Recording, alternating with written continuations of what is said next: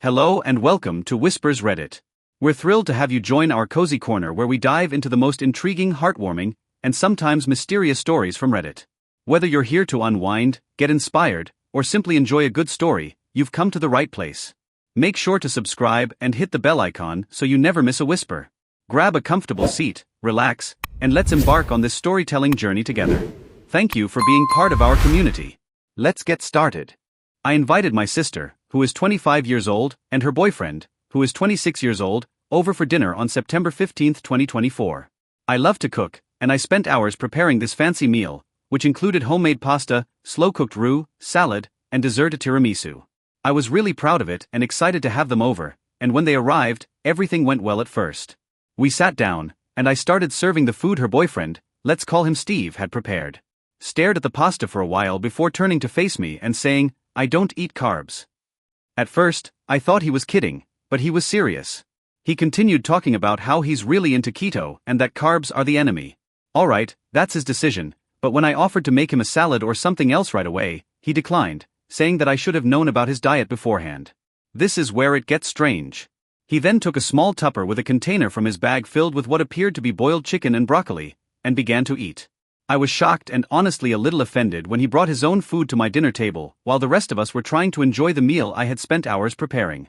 I told him it was impolite to do so without telling me in advance and that he should have at least given me advance notice. He then went on to say that people should respect his dietary choices and that I was being controlling by not meeting his needs. I had had enough. I told him that if you can't eat what was served and won't even allow me to make something else, then maybe you. He got up, said something like, "I'm just trying to be healthy," grabbed his Tupperware and left. My sister stayed for a while but eventually left as well, claiming that I overreacted. My mom believes I should apologize, but my friends support me, claiming that Steve was being extremely rude for telling him to leave. Your sister didn't warn you about his diet? Oop, honestly no. She never mentioned it, and since she eats almost anything, I assumed he was just as serious about the whole keto thing. However, even if she had, I think it would have been courteous for him to at least say something before arriving with his own meal. I would have gladly prepared something keto-friendly if I had known there was no consensus bot on ATA, but the top comments were NTA update post September 2, 2024, 6 days later. Well, buckle up, everyone. The day after I told Steve to leave, my sister texted me to say they wanted to have a family dinner to discuss the situation. I thought it would be just the three of us, maybe at a neutral restaurant where we could work things out like adults, but nope, my sister invites my parents, my brother, and Steve's parents to this dinner at my parents' house, turning it into some sort of family feud. This is because things have escalated in a way I never expected after my initial post. I arrive expecting a casual conversation, but as soon as I walk in, Steve's mother, Carol, starts talking about how Steve has always had special dietary needs and that those who care about him should respect his boundaries. She acts as though the man has a life-threatening allergy rather than a trendy diet, and my mom is sitting there looking really uncomfortable while my dad is quietly sipping his beer and obviously wishing he were somewhere else. Dietary restrictions, and she's acting as though I personally offended the entire keto community by serving pasta. Then get ready. Carol takes out a folder, yes, a real folder with printouts, and hands one to me, one to my mom, and one to my dad. As I'm looking through it, I find Steve's dietary guidelines, suggested meal plans, and even a list of keto-friendly restaurants we could visit in the future. At this point, I'm trying my hardest not to laugh, but it gets worse when Steve says I thought he was kidding, but he was serious. He even took out his phone to show me some keto recipe apps that I might find useful. I was in complete shock. My sister, by the way, said nothing at all during this, just staring at her plate as if she wanted to vanish. If I agree to host a redo dinner where I adhere to his dietary restrictions to the letter, he says, this will prove I'm serious about making amends and respecting his needs going forward. May God bless you. She tries to make things easier by suggesting that we all eat whatever we want when we're together, but Carol explains that it's not that easy. She claims that everyone in their family follows keto together, which is why Steve is so passionate about it. At this point, I've had enough and I got up and said, look, I'm not redoing the dinner, I'm not making anyone a special keto feast. If Steve can't eat what I cook, that's fine, but bringing his own meal to my dinner without even telling me was disrespectful and not apologizing for. The room fell silent, and then Steve's father points at me and says, this is exactly why Steve doesn't trust women to understand him, they always make it about themselves. My father then said, I think it's time for you all to leave, and he began to walk toward the door, essentially escorting Steve's parents out. Steve and my sister remained behind, but Steve was furious and began yelling about how families should support each other before accusing me of attempting to sabotage their relationship because I'm envious of what they have, so I simply left the whole mess behind. The worst part, though, is that a few days later, my sister called to let me know that she and Steve were taking a break because she needed some time to reflect. It seems that this whole keto fiasco was the last straw in a string of controlling behaviors from Steve, and she didn't realize how bad it was until the entire family witnessed it at dinner. She even revealed to me that Steve had been attempting to pursue. I'm glad my sister is finally realizing how controlling this guy was. In the end, Steve's obsession with keto led to a full-blown family intervention where his mother gave out dietary guidelines, and now my sister is taking a break from him. Steve has gone completely silent, but she was hiding snacks in her car to get a break from all the keto madness. My sister is staying with me for the time being, and I'm still receiving passive-aggressive texts from Carol about how hurt Steve is and how he's just misunderstood. For the second story, my wife left me for her wealthy lover, but when he lost it all, she came running back and asked for another chance. I am 32 years old, married to my wife, 27, for more than 6 years. We have been together for 8 years and 3 months, and we have lived together for 7 years. In my opinion, everything was always great. We felt like we were in the perfect relationship. We both have respectable jobs, secure income, and bought a house 5 years ago in February 2022. The months that followed my mother's death from a heart attack were really tough for me and my wife, who was close to my mother. I mean really tough. We barely went out twice during that time, spending most of our nights at home watching TV and lounging on the couch. I wasn't happy, but I thought we'd get through it. Then D-Day came 5 weeks ago, and my wife went out drinking with 3 male co-workers who lived only 5 minutes from our house. I was cool with it, thinking, but I'm going to bed soon at 3:30 a.m. She came home with. She then told me that she was going out with those 3 guys, all of whom I knew to the city. I didn't like that, but I couldn't stop her because everything closes at 4 a.m. Even though I had never mistrusted her before, 4 weeks ago she left for a whole Sunday, saying she was going to a carnival with her mother. I didn't trust it, but I didn't know what to do, so she even left without saying goodbye while I was taking a shower. However, she didn't get home until 5:30, which is when my suspicions started. I came home later that day crying, and my first response was, "Honey, come here, tell me what happened, and what's made you so upset." She said, "I want a divorce," and we had an emotional conversation. I asked her directly if she had cheated, and she said that she had been unhappy for a long time and wanted a divorce. This really surprised me because she had never told me anything was wrong with our relationship. After our conversation, she moved in with her mother, and 4 days later, I saw her again because we have a. When we met again, I confronted her about infidelity and she confessed that she had cheated on me from the night she went drinking until a week later when she left home. She said that she thought she was in love with him. When I asked her what she liked best about him, she said, "We have a good connection, a spark, that was it." I suppose she also said that she was in love with him. The puppy is currently staying with an aunt because neither of us can care for it on our own, especially at her mother's house. I tried to make amends with her during the first week or 2 of her departure, but she refused to budge. Every important message I sent her was ignored, and she did respond to light ones, but her responses were short and haughty. I truly don't recognize my wife anymore. Her personality seemed to change in just 1 week. She was going through a midlife crisis and wasn't sure of her life goals, in my opinion. She also unexpectedly dyed her hair purple and joined a motorcycle training program. I understand that falling in love is a wonderful experience, but what will happen to her after a few months when the honeymoon period with this guy is over and she wakes up from it all? I've had a lot of conflicting sentiments, and I resent her for cheating on me, and I'm really disappointed, but I also feel like I've changed and feel this way now. Can this be a protective strategy to make things easier for her by pushing her issues into the future? Additionally, I recognize and comprehend that the foundation of our marriage has always been solid. 5 weeks have gone by since D-Day, and she hasn't filed for divorce, nor have I. I'm not sure, but I think she's still seeing the person she cheated on me with.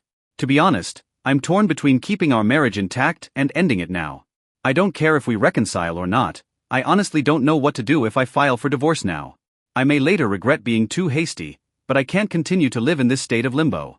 Legally married, but she's already gone edit. The first 4 days after she left, I wasn't sure if she had cheated on me or not, and I felt terrible and like I had ruined everything.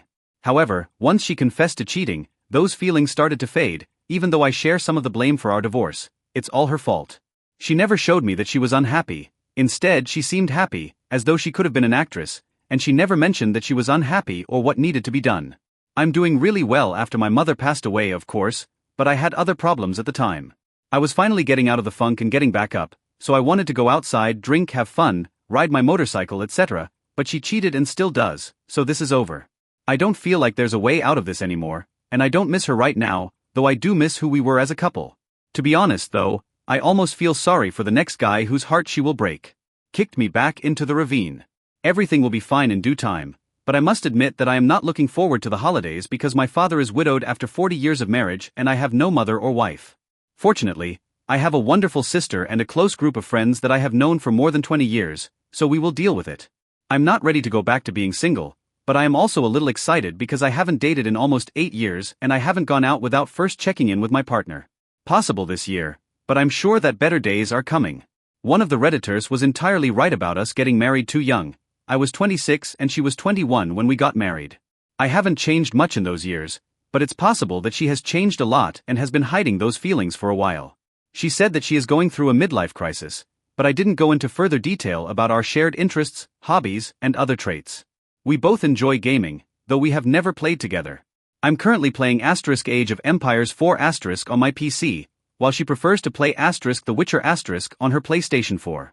We both enjoyed watching a good Netflix show, especially after my mother passed away, but even before that, we preferred staying in together to watch a nice movie instead of going out. I didn't think it would matter much, and the post is already fairly lengthy, but here we are. When she was younger, her father would take her for rides on his motorcycle, but she always preferred sitting in the back seat as a passenger. It seems that she wants her own license and bike, something I was unaware of.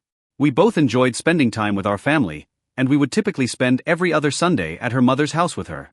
We also occasionally went to the movies or played pool, maybe once or twice a month. We also went out to dinner.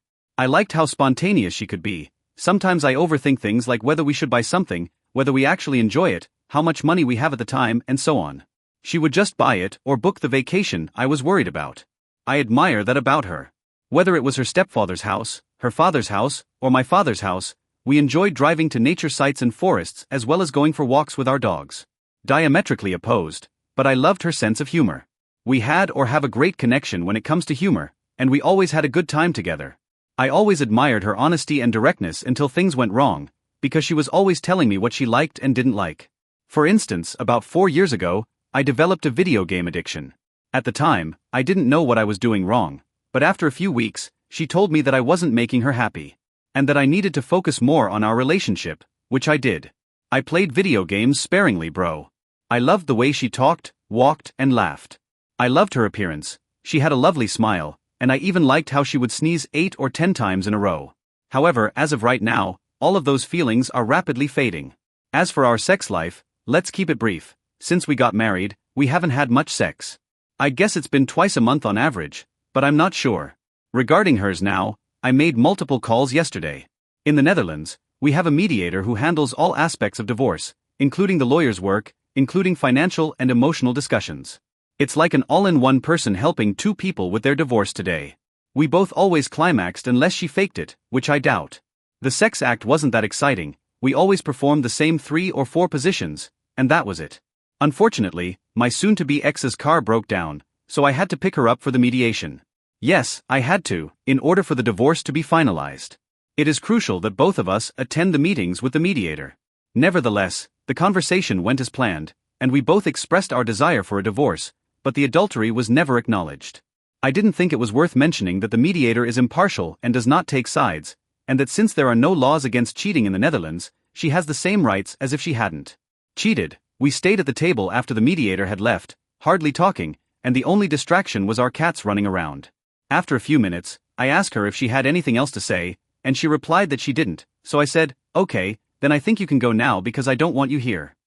She asked if I could drive her home, but I said, "How you get home is your own problem. I'm not in the mood to drive 30 minutes to get you home." She looked upset, and I think she expected me to drive her home because I had previously taken care of everything for her. She then called her mother, who would come get her in about an hour. She said, "I'm going for a walk for about an hour until mom comes to pick me up." She left the house looking hurt and upset, but I'm staying strong because I still see a lot of strange behavior from her, and I think she's still in the affair fog. Despite everything, I still love her for who she was, but for the time being, I'm being tough and treating her like she doesn't mean anything to me. For the past 11 years, I have been a driver for a transportation company called Supertrans. I redesigned that job 4 months ago and got a new one with another transportation company about 1.5 years ago. I got my soon-to-be ex a job at Supertrans, where she worked in the office and I was the driver. I also know her air partner AP, who works in the warehouse at Supertrans, because I worked there for 11 years and know everyone in the Supertrans. However, I have a question that needs some background. As far as I know, my former co-workers and current co-workers know that we are divorcing, but nobody knows that she is or has been having an affair with a warehouse employee. Her direct co-worker, who works at the desk next to her, is a 32-year-old gay man who was also present on the night my wife cheated. I'll call him Thomas, but he left early that night. Thomas was one of my favorite people at their office, and he also liked me a lot. My soon-to-be ex is on vacation and will be back at work on Monday.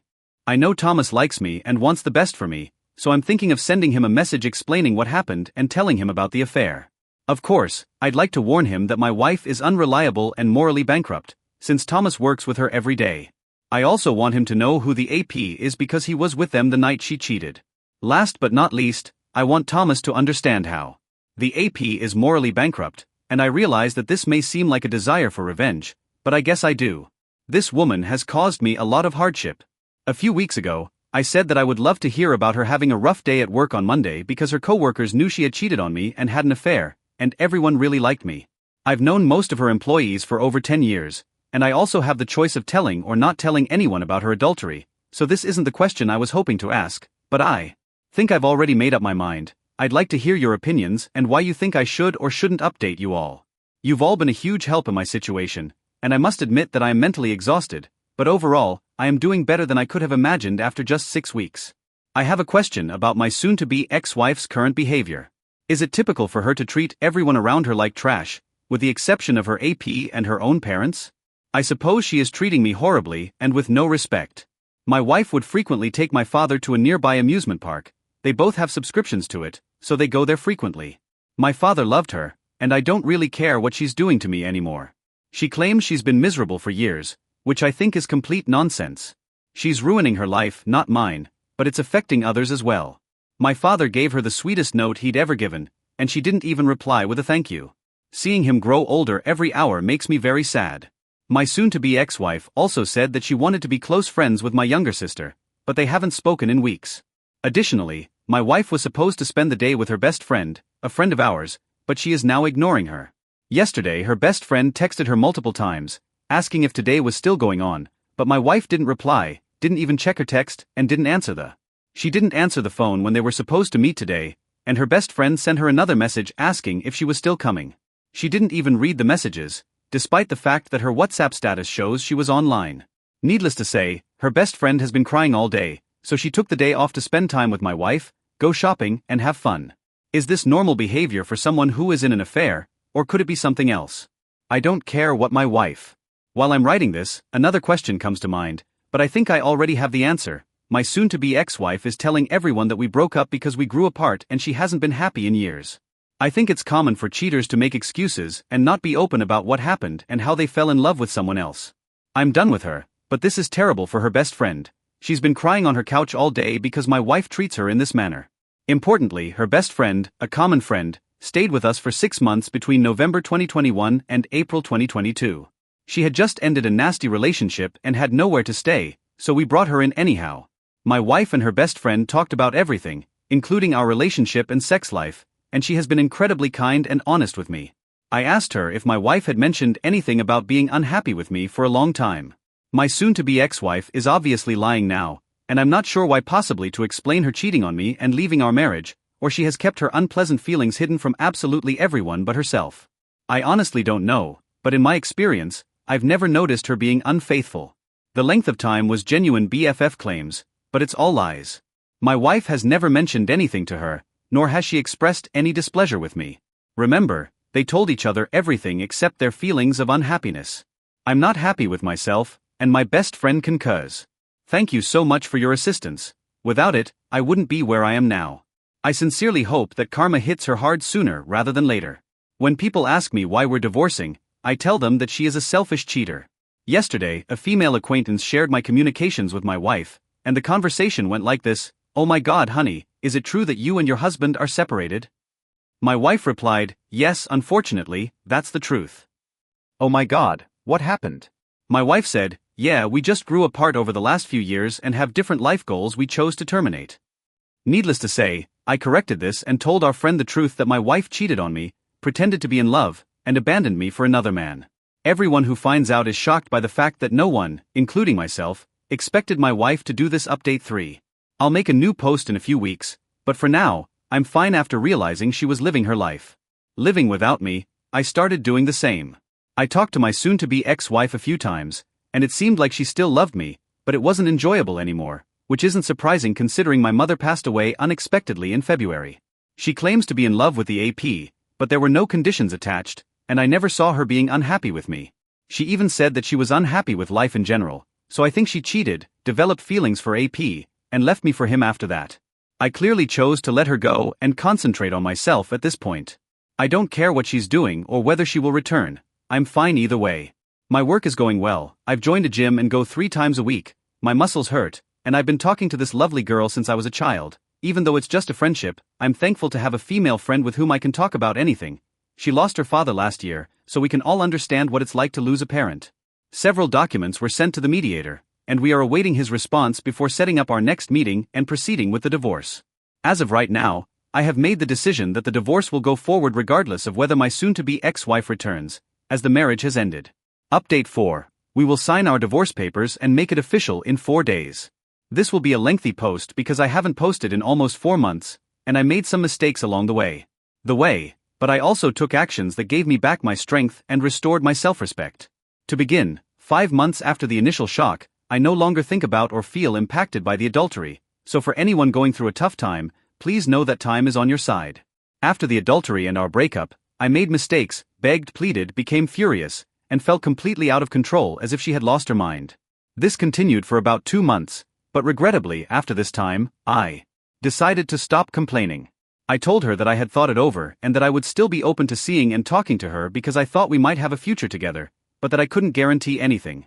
I haven't gotten in touch with her in the past 3 months, at least not about casual matters or the relationship. Instead, I've only asked about our shared house, our upcoming divorce finances, and our future. I didn't just sit and wait for the past 3 months. I'm now 32 years old, and for the first time in my life, I went to the gym to work out. Since I've always been on the thin side, I've been going to the gym 4 times a week with full dedication for the past 3 months. I've noticed an improvement in my muscles and appearance, but this goes beyond the gym, it also helps my mental health. Initially, I started working out to keep myself busy and distracted, but 3 months later, I look and feel much better about myself, and I'm rediscovering confidence that I didn't realize I had. Regarding our shared house, I spoke with the bank and they allowed me to borrow more money and take on a larger mortgage. I have to pay my ex-wife about $165K for the house, but I can and will do so after signing all the paperwork and paying her.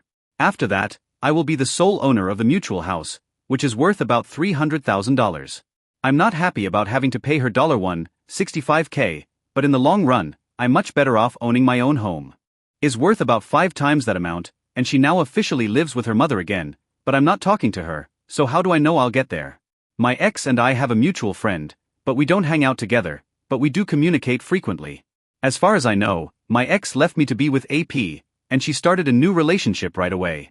I'm not sure what's going on with my ex, and sometimes it seems like she's gone insane. I try to keep my thoughts away from her, but sometimes they go places they shouldn't right now. I suppose I could call AP a boyfriend because that's what he is now, but I'll stick with AP because that's how it started anyway. As for AP and my ex-wife Karma, it's starting to bite hard. When they first started dating 5 months ago, everything seemed to be going well for them, but things are starting to go south. AP is currently at home dealing with depression, which I know about because a mutual acquaintance sent me screenshots of a chat between my ex-wife and her, and AP is currently unemployed. Even when the infidelity first happened, I always felt superior to AP because of his lack of morals, and I had already come to the conclusion that he was worthless compared to me. Now that I know for sure, though, I feel as though my ex-wife has gone insane. I'm not arrogant, but I am positive that I am the catch and a far superior man than her. AP a little extra at the beginning of their relationship, I was still contacting and warning her, and I believe I was right. All along, not only does AP prove to be the loser I suspected he was, but he also exposes her to a substance that could ruin her life. I found out about this through a mutual friend.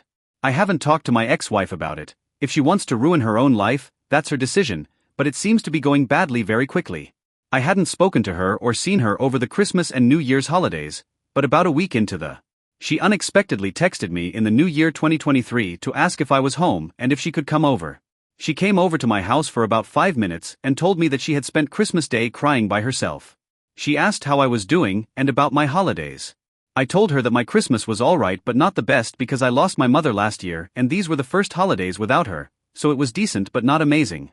I told her that I was doing well, which I am, so this was odd for me. My ex-mother-in-law called me after New Year's to wish me a happy new year and best wishes. I must admit that I did not anticipate the call, but it was great to hear from her because she had been a part of our family for the past 8 years. My mother-in-law informed me that my ex-wife hasn't been doing so well lately. Apparently she is quite sad and crying a lot. That's the only thing I can think about from this entire visit and why she would be worried about how I'm doing. Time will tell. The only authority I really have is to grant her the divorce she requested and then walk away from her life, which I did. I am separating myself from her life, divorcing her, and improving myself every day.